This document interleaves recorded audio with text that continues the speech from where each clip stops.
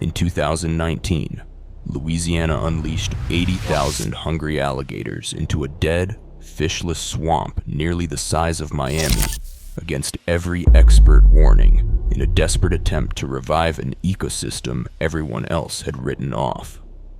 Critics called it ecological suicide, a multi-million-dollar disaster in the making. So why did this top-down gamble defy science, spark outrage, and transform a poisoned graveyard into something that stunned the world? To understand, we have to go back to the day the Atchafalaya Basin died.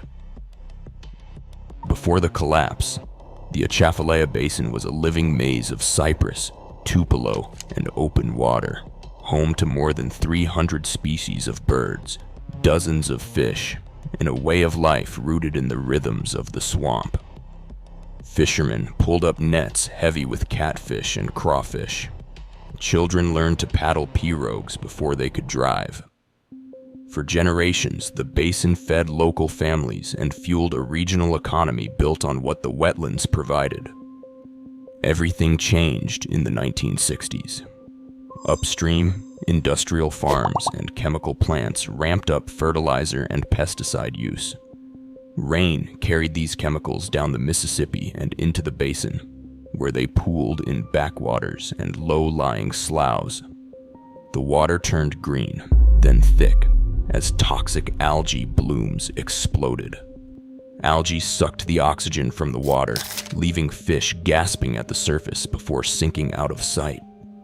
By the late 1970s, survey teams recorded stretches of water with oxygen levels too low to support even the hardiest species. The collapse was relentless. Fish disappeared first, then turtles, then amphibians. What remained was a silent marsh choked with mats of dead vegetation. The once rich food web unraveled, leaving behind little more than stagnant water and the ghosts of lost abundance. Local families watched as their children left for jobs in Baton Rouge or Lafayette, the old ways slipping away with each empty net. By the 1980s, nearly 47,000 acres of the basin had become what scientists called a hypoxic dead zone. The Louisiana Department of Wildlife and Fisheries mapped these areas in dull gray. No fish, no commercial harvests, no value except as a line item in the state's maintenance budget.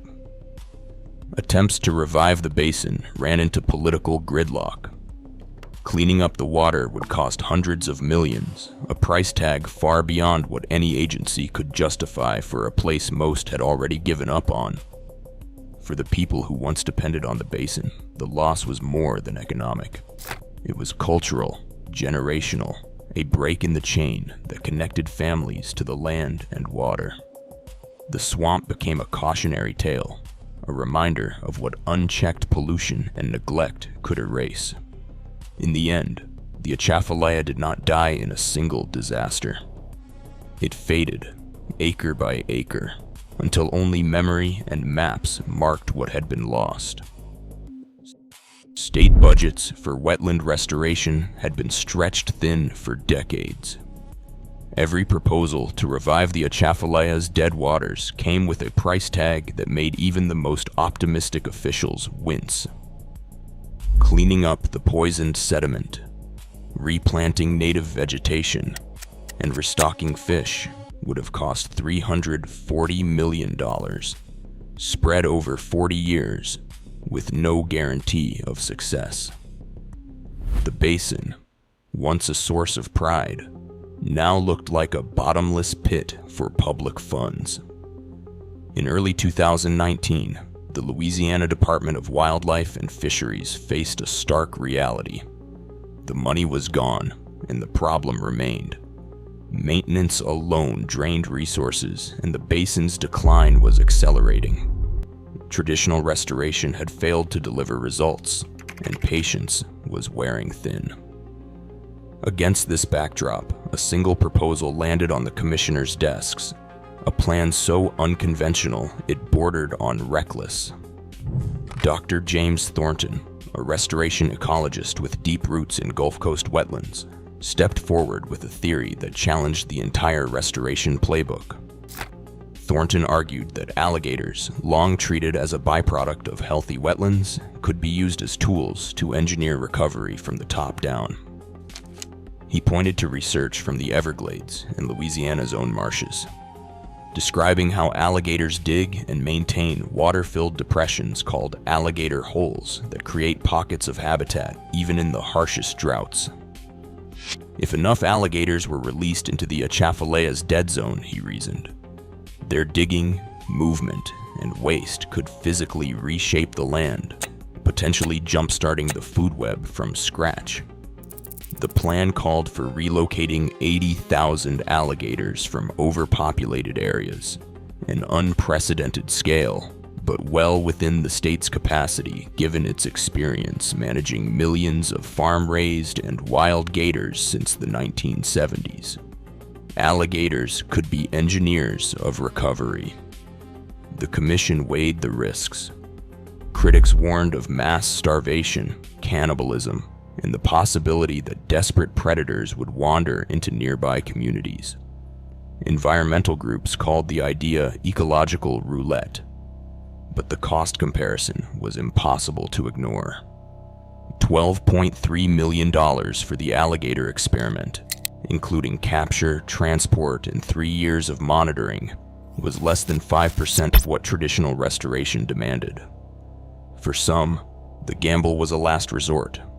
For others, it was a chance to try something bold before writing off the basin completely. In February 2019, after heated debate and a close vote, the commission approved the pilot. Planning moved fast. By March 2019, teams of wildlife officers, biologists, and contractors began rounding up alligators from across the state. Over several weeks, convoys of trucks and airboats ferried the animals to 127 drop points, scattered across the 47,000-acre dead zone. Each gator was measured, tagged, and released into water that held no fish, no turtles, and no promise of survival. The official line was cautious optimism, but privately, many involved expected little more than a slow-motion disaster. Still, with little left to lose, Louisiana placed its BET not on technology, but on the raw instincts of an ancient predator. Within weeks of the release, the Atchafalaya Basin became a scene of grim confirmation for the project's harshest critics. Wildlife officers on morning patrols counted dozens of alligator carcasses drifting in stagnant water, their bodies thin, jaws agape. The first official mortality logs, compiled in late April, recorded an 18% die-off among the relocated population. In some sectors, the losses were even higher. Biologists noted deep bite wounds on smaller gators, evidence of cannibalism, larger individuals turning on the weak as food vanished. The news traveled fast. Local newspapers ran front-page stories showing aerial shots of lifeless marsh, dotted with dead alligators. National outlets picked up the story, framing it as another failed government experiment. Environmental groups demanded an immediate halt, calling the project reckless and inhumane. Statements from national non-governmental organizations accused the state of ecological malpractice, warning that the experiment would only hasten the basin's collapse. Their open letters to the governor cited the mortality logs and included graphic images from field cameras, alligators fighting over empty territory, scavenging the remains of their own kind. Marine biologists weighed in, pointing to established models that predicted exactly this outcome. With no fish, no amphibians, and only the occasional insect hatch, the food web simply could not support so many top predators. In interviews, researchers described the basin as a biological desert, a place where even scavengers would soon run out of options. Some predicted that within months the survivors would either starve or begin to disperse into neighboring wetlands, searching for food and risking conflict with nearby communities. At the Louisiana Department of Wildlife and Fisheries, the mood shifted from anxious hope to defensive urgency. Agency spokespeople fielded calls from reporters and legislators, insisting that the mortality rate, while high, had been anticipated. But leaked emails revealed mounting concern among staff. Internal memos debated whether to intervene or let the experiment play out. Some staff argued that pulling the plug now would be an admission of failure. Others warned that public outrage could force a shutdown before any positive effects could be measured. For the moment, the project hung in the balance. The basin's silence, once a sign of ecological collapse, now echoed with the sound of a gamble gone wrong. No one could say what would happen next, but the evidence, dead alligators, empty water, and a chorus of angry headlines pointed to only one conclusion. The experiment was failing, and fast. By the 5th month, the basin was no longer just a graveyard for alligators. The first hints came from field mapping teams sent in to document what, if anything, was left to salvage. Instead of the expected clusters of carcasses, researchers found themselves charting a landscape that was changing beneath their boots. In sector after sector, GPS units traced the outlines of new depressions, some as small as a backyard pool, others stretching wider than a basketball court. Surveyors logged more than 3,000 distinct pools scattered across the dead zone, each one freshly excavated, ringed by mounded mud and torn-up mats of old vegetation. The digging was not random. Aerial images revealed patterns, lines, and clusters where groups of alligators had worked the same patch of muck, sometimes side by side. Biologists who had spent years studying solitary gator holes in the Everglades were stunned by the scale. Instead of isolated depressions, here was a patchwork of interconnected pools, some over 200 feet across, stitched together by narrow channels. The ground itself looked as if it had been plowed by earth-moving machines, but the only engines were muscle and instinct. Water samples collected from the deepest excavations told a story no one had predicted. The alligators had churned through decades of compacted, toxic sediment, breaking through to older layers that held cleaner groundwater. Where the pools reached these ancient aquifers, the water was noticeably clearer. Chemical analyses showed dissolved oxygen levels in these pools had jumped, sometimes measuring more than 3 times higher than the surrounding stagnant marsh. Monitoring teams recorded readings up to 340% above baseline, a spike that, for the first time in decades, crossed the threshold needed for aquatic life to survive.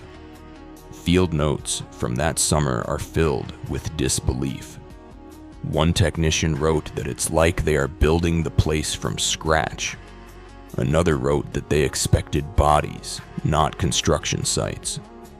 The project, once dismissed as a slow-motion disaster, was suddenly being re-examined as a massive ecosystem engineering event. The alligators were not just clinging to life. They were physically reshaping the basin, turning dead water into a mosaic of new habitats. For the first time since the collapse, the possibility of recovery, however unlikely, felt real enough to measure. Field ecologists returning to the Atchafalaya Basin in late summer 2019 described a landscape that seemed to breathe again.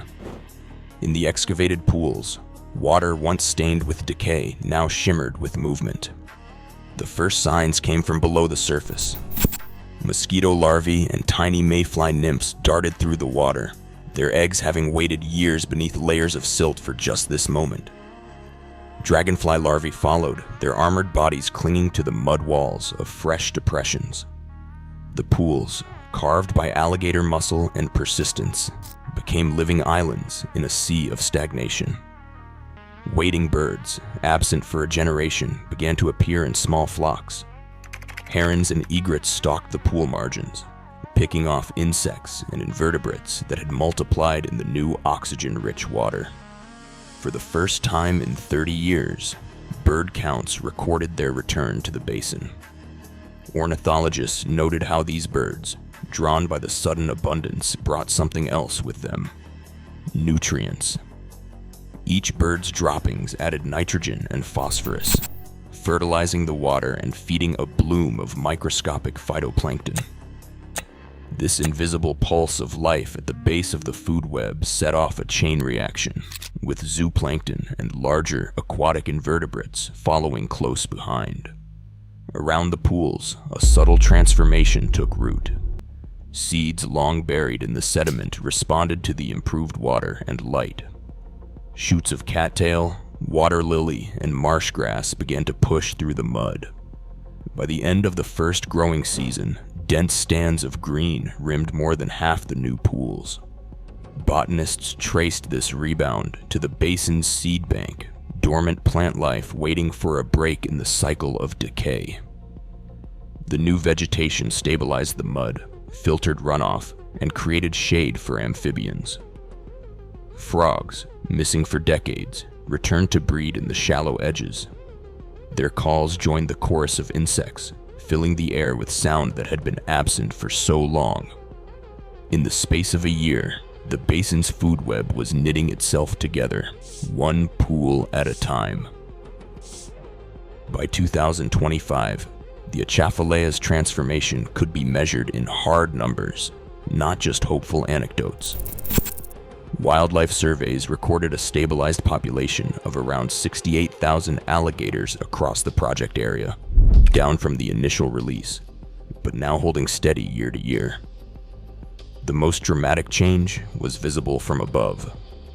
Remote sensing teams using satellite imagery documented that 31,000 acres of the original 47,000 acre dead zone now supported dense, functioning wetland habitat. Vegetation coverage had surged by more than 500% compared to the baseline in 2019, with new growth spreading in wide bands around the excavated pools and along newly formed channels. The price tag for the entire experiment, from first capture to final monitoring flight, landed at $15.8 million.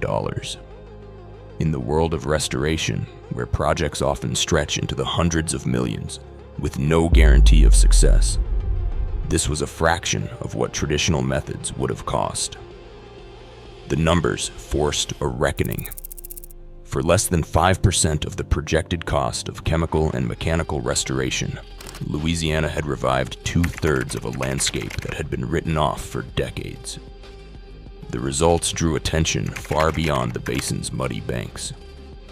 Policy analysts in Florida and Texas launched studies to see if the method could be adapted for their own degraded wetlands. In Tallahassee, a task force began modeling a similar approach for 12,000 acres of Everglades marsh. Conservation agencies from as far away as Brazil and China requested data on the project's outcomes and cost structure. For the first time, the idea that apex predators could drive ecosystem recovery was not just a theory, it was a line item in restoration budgets and a subject of international workshops.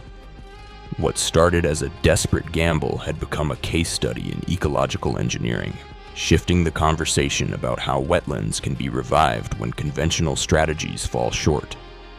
The evidence was undeniable.